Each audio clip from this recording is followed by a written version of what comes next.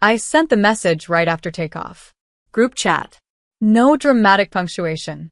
No desperate emojis. Just, flight lands at 3 p.m. Can someone pick me up? I'd just buried my husband. A military funeral. Overseas. Folded flag. 21 guns. A casket that felt heavier than anything I've ever carried, though I wasn't the one lifting it. We'd been married 4 years. Most of those spent apart.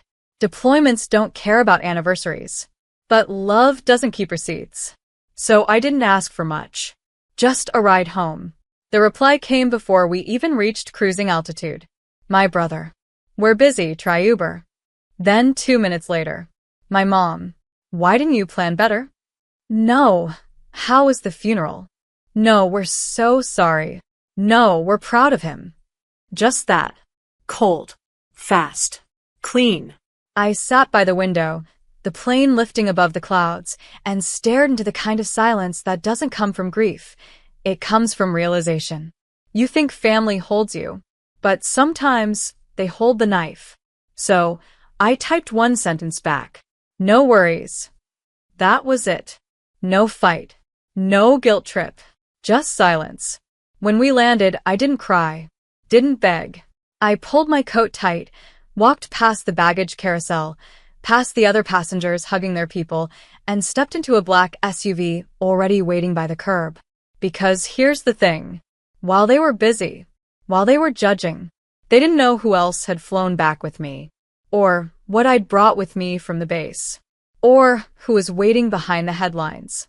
That night, I didn't send a follow-up message, didn't post a single word, but when the 9 o'clock news started, when their phones lit up with live coverage, I know they saw it.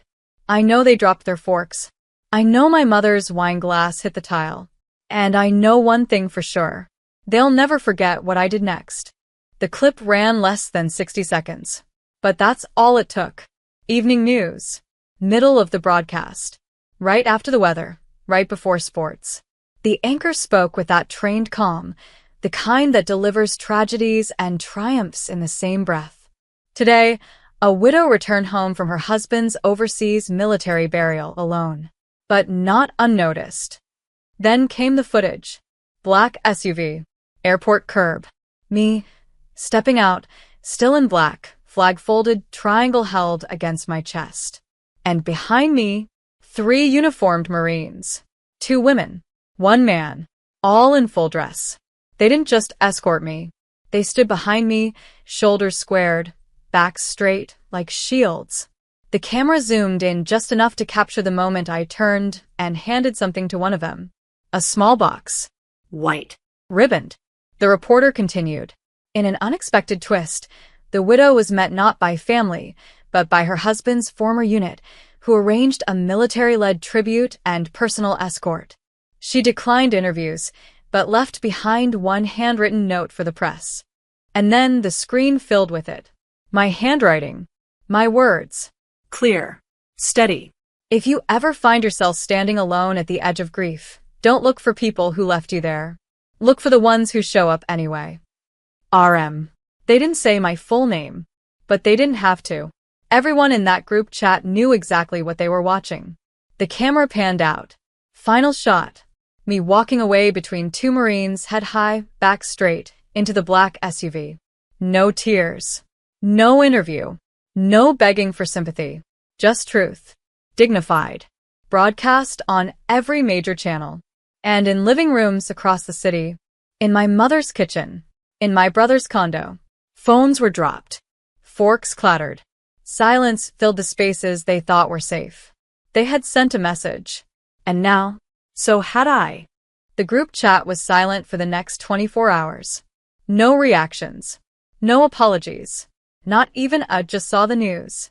But silence tells its own story. And theirs was starting to unravel. My sister-in-law messaged privately.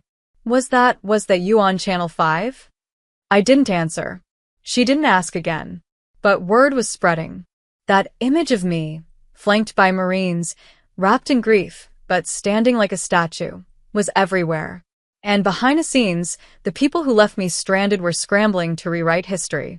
My mom tried first. She posted an old photo. Me and my brother, maybe 7 or 8 years old, holding hands at a 4th of July parade. Captioned, "Family above all. Always." I didn't like it, didn't comment, didn't need to, because the top reply was from someone else. "You didn't even pick her up from the airport." It got shared, and then shared again. Not by me. By people who still believe loyalty is a two-way street. Then came my brother's turn. He sent a text. One line. "Didn't realize it was that serious. You should have said something." I read it twice. Laughed once. As if grief needs to RSVP. As if burying my husband in a country they can't even pronounce was something I should have packaged better. I typed one reply. Deleted it. Typed another. Deleted that too. And finally I just sent, "You made your choice. So did I." No anger. No punctuation. Just a mirror. And the best part? I didn't have to say anything else. Because the media had already requested a follow-up segment. And this time they wanted me to speak. Not just walk. Not just mourn. They wanted the story. And I had every intention of telling it. I didn't plan on speaking. I didn't want to. But silence protects the wrong people sometimes. So when the news station called again, asked if I'd be willing to share a widow's voice, I said yes. Not for sympathy. Not for views. For truth. The interview was taped in a quiet studio, no flashy lights. Just a camera, a mic, and the anchor across from me with soft eyes and a steady tone. He asked the first question carefully. "What happened when you landed?" I took a breath. Then said the line I'd been holding in my chest for days. "I buried my husband with honor and came home to silence." The room held still. Even the cameraman stopped shifting. I told them what happened. How I sent one simple message. How I received 2 colder replies than the wind outside that airport terminal. How I didn't get picked up, but I did get surrounded. By people in uniform. People who knew what it meant to show up. I didn't name names. Didn't drag them publicly. But I did say this. Blood doesn't make someone family. Presence does. The segment aired that night. Prime time. 6 minutes. One voice. No music. No montage. Just me. Steady, raw, real. The response was instant. Strangers reached out. Veterans. Widows. People who said they, too, came home to empty driveways and quiet rooms. But the silence on the group chat? That was different. My mother left it. No explanation. My brother changed the name of it from Family's Sparkling Heart to Group. And me? I archived it. Because once you've been abandoned in your worst moment, you stop begging for people to become who they should have already been. This story wasn't revenge. It was record. And now it lived beyond their control. It started small. A letter in my mailbox. No return address. Just careful handwriting. Inside. "I saw you on the news.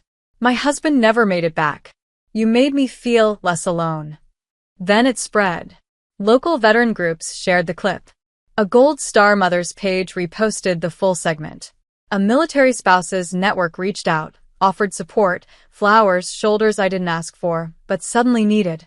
And then came the candlelight vigil. Organized by strangers. Attended by dozens. People I'd never met. People who knew the weight of folded flags. I stood in the back, hoodie up, eyes wide. They weren't mourning with me. They were standing for me. For every person who ever sat alone at an airport curb when they should have been met with open arms. Someone sang softly. A girl no older than 16. Voice cracking on the line. "I'll carry you home." I almost lost it. Almost. Then I saw something that steadied me again. My brother. On the edge of the crowd. Hands in his pockets. Head low. He didn't speak. Didn't walk over. But he saw it. All of it. The way strangers showed up when family didn't. The way a community carried what blood refused to touch. The next morning I got a text from him. No greeting. Just, didn't think it'd get this big. I stared at the screen. Thought about everything I wanted to say. Then typed. That's the thing about grief. It either builds walls, or it builds bridges. You picked your side. No reply. That was fine. This story wasn't for him anymore. It was for the ones watching. The ones whispering, "Me too." The ones who needed to know that dignity can bloom where disappointment once stood. A few weeks passed. The flowers on my porch didn't stop. Neither did the letters. But something inside me shifted. I didn't want to just be a story people passed around. I wanted to build something. So I did. It started with a name. The Welcome Project. A non-profit for military spouses returning home alone. Airport pickups. Meal trains. Care teams. Not sympathy. Support. The kind that shows up. Word spread fast. Volunteers signed up from 5 states in the first 3 days. Someone donated a van. Another offered her event space for free. By week 2, we had our first welcome team at JFK, standing at arrivals, holding a sign that said, "We've got you." That photo went viral. And suddenly, the Welcome Project was in newspapers, on podcasts. And guess who called? My mom. I let it ring. She left a voicemail. Her voice cracked by the second sentence. "I didn't know how to help. I didn't think you'd want us there." I deleted it. Not out of anger. Out of peace. Because I didn't need it anymore. Some wounds don't close because someone apologizes. They close because you stop bleeding for people who kept watching you drown. My brother messaged too. A donation receipt. Small. Anonymous. I knew it was him. But I didn't respond. Because this wasn't about guilt. It was about truth. The kind that builds vans. And care kits. And holds signs at the gate when no one else shows up. Sometimes, you don't burn bridges. You just build better ones somewhere else. And when people ask me what started it all, this project, this movement, I always smile and say, a flight that landed at 3 p.m. And nobody came. They called it a quiet revolution. The article was front page. Photo of me at a welcome event, arms around a young woman holding a folded flag against her chest, eyes red, smile fragile. Caption. From grief to ground crew, how one widow changed coming home. The day it ran, I got a text from an unknown number. Just a screenshot of the article. No message. I knew the number. It was my mother's. That evening, I was invited to speak at a local memorial for military families. Not a performance. Not a speech. Just a story. I stood at the podium, the air thick with candlelight and wind. Rows of faces looking up, some proud, some shattered, all listening. I told them what happened, but not with bitterness. I didn't name names, didn't point fingers. I said, I came home alone, but I didn't stay that way. I talked about Liam, my husband, his laugh, his letters, the way he once told me, if something ever happens to me, don't let silence win. And I hadn't. When I stepped off the stage, someone touched my elbow. A woman in pearls, eyes wet. My daughter, she was on your first welcome pickup. You saved her. I shook her hand. Tight. Like that moment was all we needed. Behind her, in the distance, I saw them. My mother. My brother. Standing by a tree. They hadn't been invited. They hadn't announced themselves. They just watched. And I let them. No wave. No smile. Just the space between us. Filled with everything they never said. Because sometimes, punishment isn't rage. It's silence. It's being replaced. It's watching strangers clap for the daughter you forgot to meet at the gate. I used to believe closure came with an apology. A text. A phone call. A moment where the people who hurt you finally say the words they should have said when it mattered. But it didn't come like that. It came one night, quietly, as I stood alone in my kitchen, folding a Welcome Project t-shirt into a care kit for another widow I'd never met. The house was calm. No more group chats. No more waiting for someone to say, we're here. Because now, I was the one showing up. And I was never alone. The doorbell rang, a volunteer dropping off supplies. A young couple, newlyweds, both former military. She hugged me like we'd known each other forever. And I realized we had. Not in the way family does. In the way truth does. In the way people who survive the silence find each other. I never replied to my mom's last message. I never followed up with my brother's donation. And I never reopened that group chat. Because some people bury you in your silence. And others lift you in theirs. And that's what I'll tell the next woman who asks how to survive the loneliness. I'll tell her what I learned sitting alone at that terminal. You don't rebuild by waiting for them. You rebuild by becoming what they weren't. And one day, when they're watching from the sidelines, when their phones light up with news you never sent directly, when strangers chant your name and they realize your story doesn't include theirs, they'll understand. Too late. But they'll understand. And you'll already be walking forward. Not alone. Never again.